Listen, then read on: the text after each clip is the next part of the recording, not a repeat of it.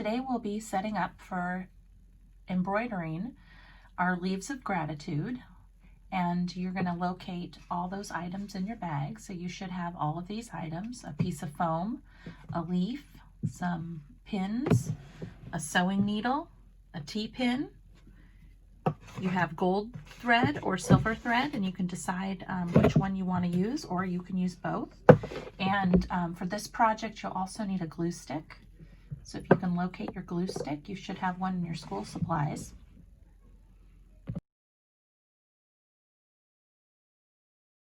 So when you're ready to thread your needle, I noticed with this thread, I have gold and silver embroidery thread.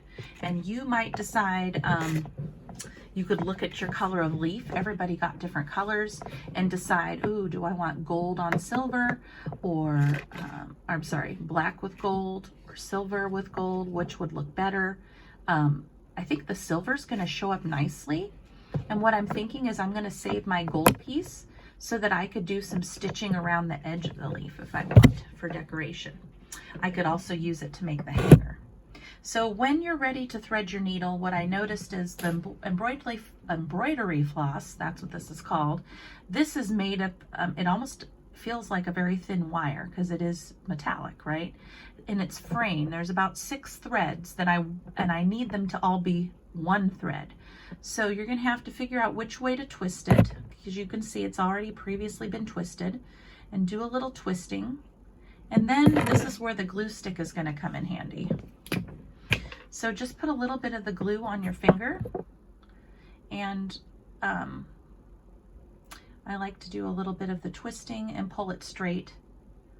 And then I'm going to find the other end, and I'm going to do the same thing because it's already starting to come unraveled a little bit. So I'm just going to twist it, and hopefully this glue will help it stay together, and it's going to make it a lot easier to thread it. The only thing is now my fingers are a bit sticky. So if you're using the glue, you might have to let your string just set for a second. It only takes a minute to dry it. And use that second to go wipe your hands off. Luckily I have some tissue here, and I can get that off while it's still wet. Okay, so now I'm ready to thread my needle. And I'm going to kind of flatten the threads. And then when you're looking at the needle, you can turn it so that you can see through the eye. So the eye of the needle is the hole, the opening. So we call that the eye, and you're going to want to keep this flat and then turn the eye towards it so you can line it up. Then you're just going to push the needle down and pull this through. Now, we're not going to double up this thread. So we're not going to tie this. I've seen kids try to tie their thread onto here just so they don't lose it off their needle, which is an okay idea for this project. So if you like to do that, just know that it takes a lot more string than you think to write a whole word. So I want to make sure that you have enough. So once it's threaded, then we need to move on to the knot making process. So knots, knots, knots. So the easiest way to make a knot for me to show you is just to make the simplest loop knot, right? So I created a loop. I went over, and then this piece goes on top of the other piece, okay? So they kind of make a figure 4. Then I can lift the loop up, take the tail, tuck the tail under, right? And I don't want this knot to be, I want to be closest to the end as possible. Then I have more to sew with. So I can make sure when I pull it that it's close to the end. Okay, so that should be good.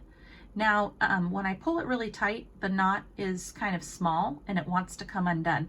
So we're going to double knot this. So this is where it gets a little tricky. So you're going to grab the knot and then make loop over.